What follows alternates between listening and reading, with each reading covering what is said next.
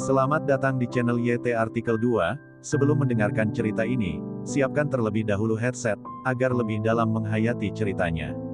Dan untuk mendukung cerita ini, admin minta, untuk like, komentar dan tekan tombol merahnya, alias subscribe, dan bagikan ke media sosial kalian. Terima kasih. Jangan lupa untuk bersyukur. Episode 37, Kisah seorang cleaning service yang ternyata anak orang kaya. Rahman mencari sales yang masih polos itu, ia tidak mau jika sales lain yang melayani dia. Tetapi sel baru itu, takut kepada sales senior, jadi dia hanya diam saja. Melihat Rahman Wijaya berjalan ke arah sales magang yang kemarin, beberapa wanita cantik di belakang sedikit tidak suka, mereka melihat pegawai magang itu penuh dengan kecemburuan. "Kak Rahman," ucap Lestari semangat, dan tidak tahu harus berkata apa. "Mobil A6 masih ada yang lain. Aku ingin membelinya hari ini," tanya Rahman Wijaya. "Ada, masih ada, kamu masih ingin membeli satu lagi?"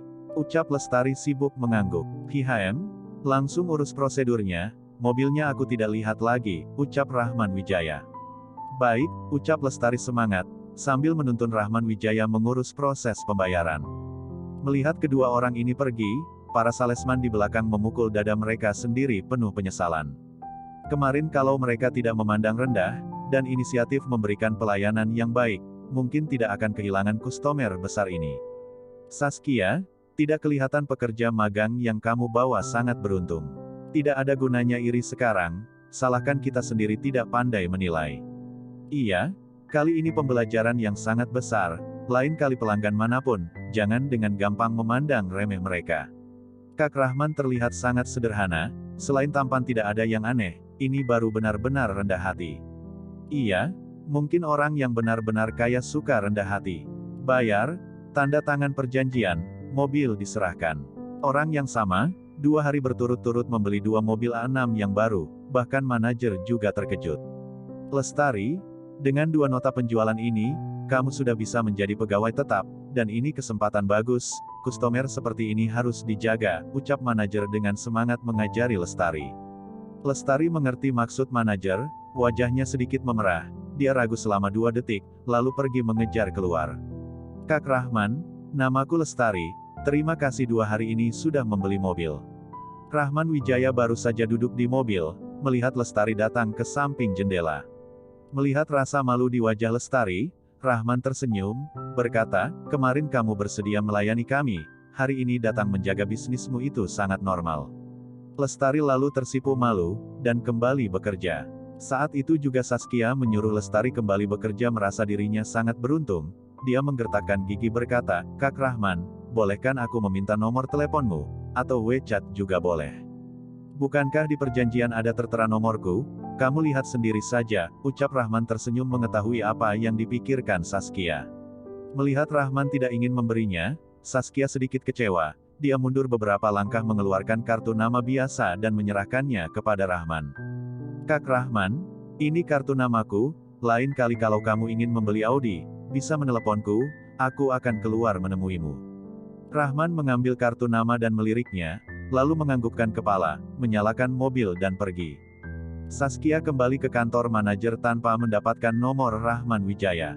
"Pak Manajer, aku meminta nomor Rahman Wijaya, tapi Kak Rahman menyuruhku melihat perjanjian, bolehkah kamu memberikan nomornya kepadaku?" ucap Saskia lemah. "Kebetulan perjanjiannya belum disimpan di kabinet, kamu pergi lihat sendiri," ucap manajer tersenyum. Dalam hatinya berkata, orang tidak memberimu nomor itu artinya tidak tertarik padamu, meskipun kamu menyimpan nomornya, juga tidak berguna. Dasar wanita sekarang, ketulusan cinta tidak ada gunanya bagi mereka, wanita sekarang hanya memandang siapa yang berduit itu yang diincarnya, oh dunia. Tapi selama Saskia memiliki niat untuk berusaha, dia sangat senang, lagi pula tidak banyak pelanggan besar yang sederhana seperti Rahman Wijaya. "Terima kasih manajer," ucap Saskia senang, mengambil perjanjian dan mencari nomor Rahman Wijaya di atas meja. Setelah meninggalkan tempat pameran, Rahman Wijaya langsung pergi ke perusahaan. Melihat mobil A6 yang baru, Adam yang lagi bersih-bersih di depan kantor berlari keluar, langsung bisa mengenali mobil itu. "Kak Rahman, biarkan aku yang memarkirkan," ucap Adam menghampiri. Rahman Wijaya mengangguk, sambil membuka pintu keluar dari mobil. "Oh iya, nanti pergi ke kantor Direktur Irfan," ucap Rahman Wijaya berjalan menuju pintu perusahaan. Beberapa cleaning service terkejut melihat Rahman menyetir mobil A6 terbaru ke kantor. Ada seorang cleaning service menggunakan HT memberitahu Panjul. Panjul yang mendengar ini hatinya sangat tidak senang. Dia seorang kepala cleaning service, datang bekerja mengendarai sepeda motor listrik. Tidak disangka seorang anak buahnya mengendarai A6, ini benar-benar sangat menjengkelkan.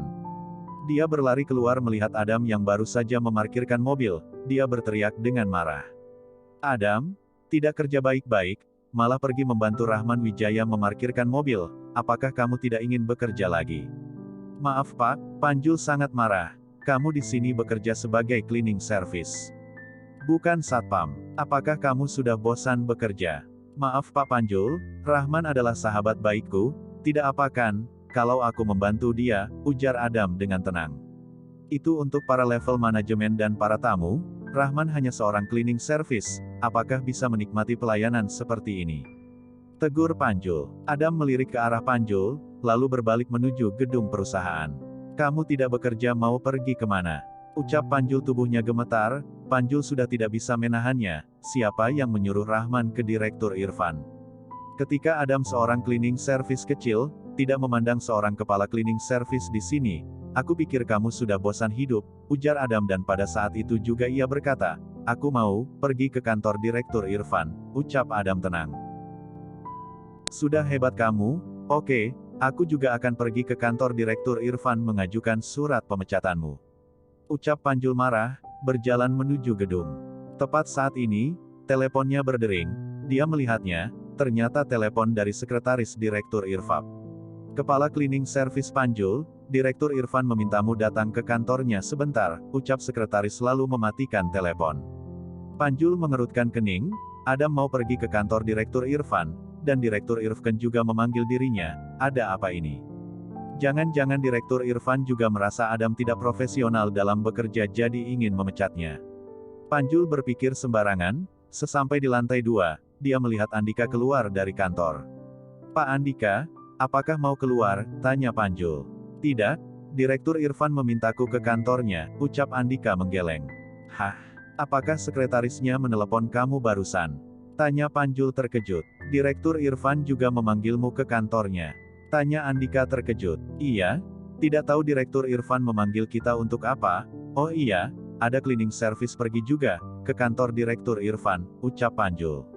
Andika menyipitkan mata, bertanya, "Apakah terjadi sesuatu di Dep Cleaning Service?" "Tidak ada," ucap Panjul, tiba-tiba mengingat sesuatu, wajahnya berubah dan berkata, "Oh iya, kemarin ada 2 cleaning service dibawa polisi, sampai sekarang aku tidak tahu mereka melakukan pelanggaran apa." Andika berpikir, dan Panjul berkata, "Pak Andika, apakah kemarin finance kehilangan uang 200 juta ketahuan oleh mereka? Mereka ada memeriksa CCTV tidak?" tanya Andika mengerutkan kening, kejadian saat itu mereka sengaja mencelakai Rahman, kalau ketahuan, dia juga tidak bisa cuci tangan. "Tidak, kemarin aku langsung menghapus rekaman CCTV, ucap Panjul menggeleng. "Hihem, ayo kita pergi dulu nanti kita bicarakan," ucap Andika mengangguk.